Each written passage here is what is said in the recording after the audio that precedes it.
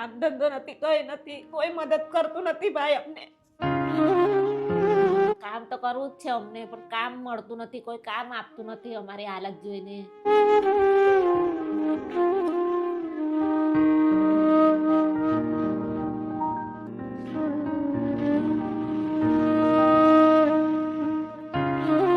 તમે જ ફોન કર્યો તો બેન?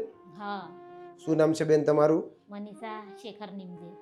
અને શું તકલીફ છે બેન? અમે બંને છે અપંગ છે. હા, મારા હસબન્ડનું એક્સિડન્ટ થઈ ગયેલું, પેરાલિસિસનું અટેક બી આવેલું, હાથ પગથી ચાલી શકતા નથી, બોલી શકતા નથી. બેન હાલમાં પરિવારમાં કોણ કોણ છે? અમે 2 જણ ને 2 છોકરાઓ છે. છોકરાઓ નથી મારી પાસે મારા.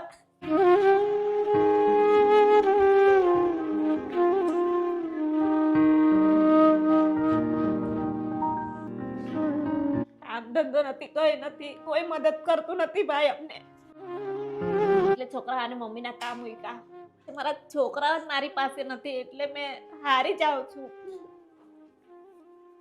કમજોર પડી જાઉં છું મારા છોકરાઓના લીધે. મારા નાના નાના છોકરાઓ મારી પાસે નથી આજે.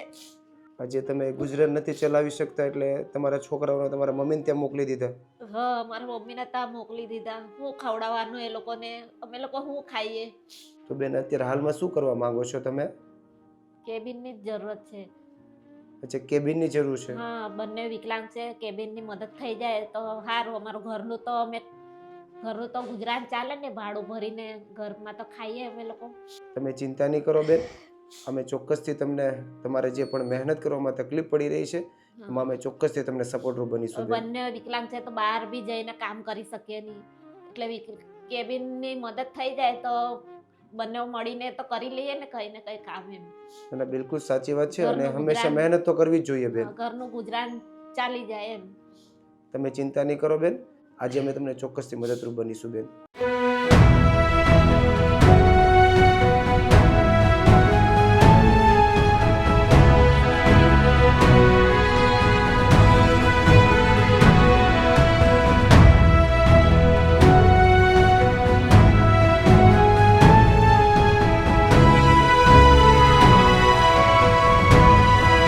કેવું લાગે છે બેન આજે તમારા માટે કેબિન આવી ગઈ? તો બહુ સારું લાગે છે.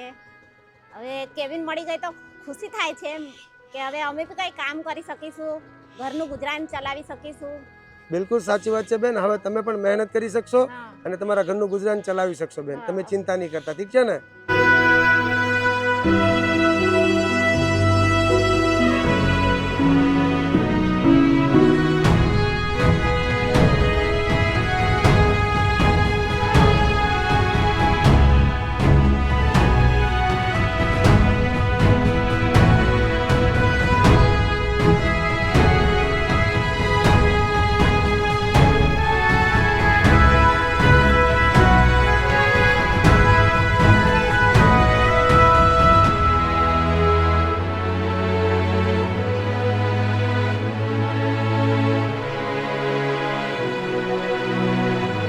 કેવું લાગ્યું છે બેન આજે? અમે બહુ ખુશ છે. હા, સારું લાગ્યું. પહેલા કેવી તકલીફ હતી બેન? બહુ તકલીફ હતી એમ, કઈ પરિવારનું ગુજરાન ચલાવી નહીં શકતા હતા. હવે બહુ ખુશી થાય છે મને. તમે અમારી મદદ કરી એના માટે બહુ ખુશી થાય છે. કેમ રડો છો બેન હવે? એ તો ખુશી થઈ ગઈ છે એમ. ત્યારે દુઃખ માટે રડતા હતા, હવે ખુશી મળી ગઈ છે એટલે રડીએ છીએ એમ. પ્લીઝ પહેલા તો બેન તમે રડો નહીં, હવે તમે પણ કમાઈ શકશો બેન. કેવું લાગે છે ભાઈ આજે? સારું લાગે છે ને? હવે મહેનત કરી શકશો ને?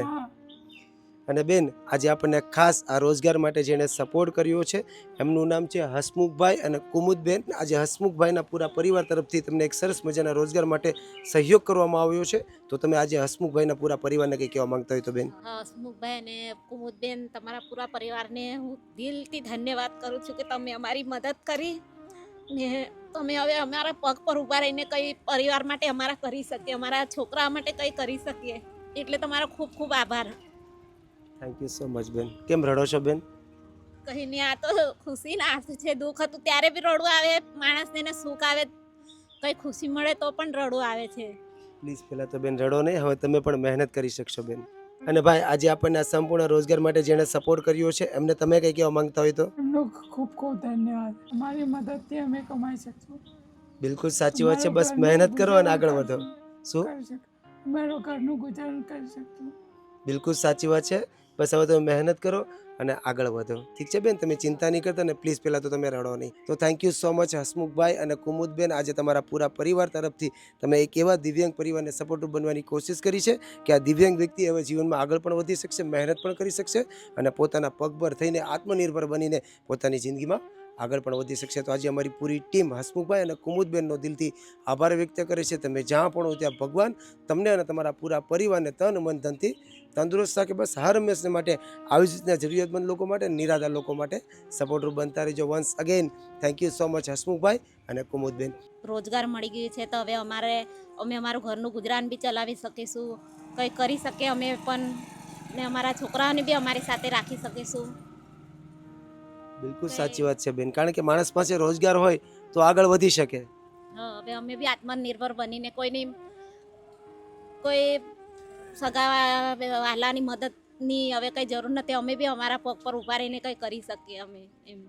બિલકુલ સાચી વાત છે. બસ મહેનત કરો અને આગળ વધો, અને મહેનત કરવામાં કાંઈ તકલીફ પડે તો ચોક્કસથી અમને કહેજો, અમે તમારી સાથે છીએ.